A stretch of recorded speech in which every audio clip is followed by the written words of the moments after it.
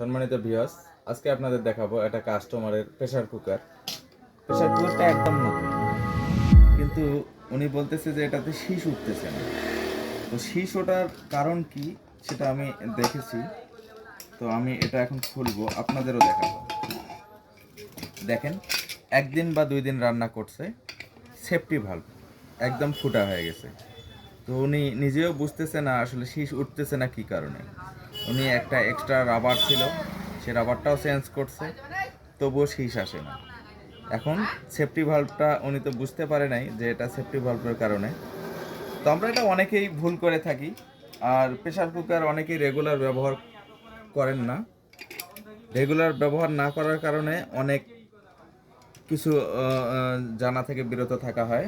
তো যাই হোক, এই সেফটি ভালভের কারণেই শীষ আসতেছে না। তো আমরা এখন সেফটি ভালভটা চেঞ্জ করব। তো এটা চেঞ্জ করার সিস্টেম হচ্ছে ক্লাচ দিয়ে সুন্দরভাবে এটা খুলতে হবে ধীরে ধীরে।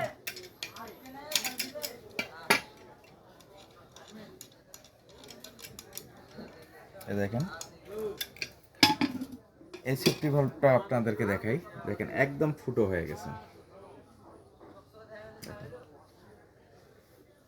তো আমরা এটা এখন চেঞ্জ করব, এটাতে নতুন একটা সেফটি ভালভ লাগাবো। তো আমরা এই নতুন সেফটি ভালভটা লাগাবো, যেটাতে কোনো ধরনের ফুটে নাই। তো দেখেন, এটা লাগার নিয়ম হচ্ছে এভাবে, এটা উপর দিকে থাকবে, এটা নিচ থেকে এইভাবে ঢুকাইতে হবে। ঢোকার পরে এটা উপরের নাটটা সুন্দরভাবে লাগাই দিতে হবে, সেম এভাবে এভাবে দিয়ে আপনি প্লাস বা যে কোনো রেঞ্জ দিয়ে এটা টাইট করে দিতে পারবেন।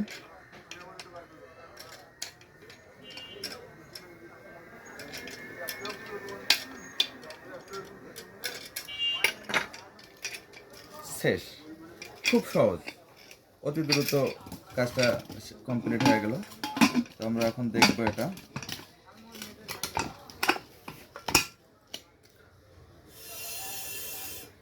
দেখেন, এটাতে রেসপন্স আসতেছে, আর কোনো সমস্যা নেই।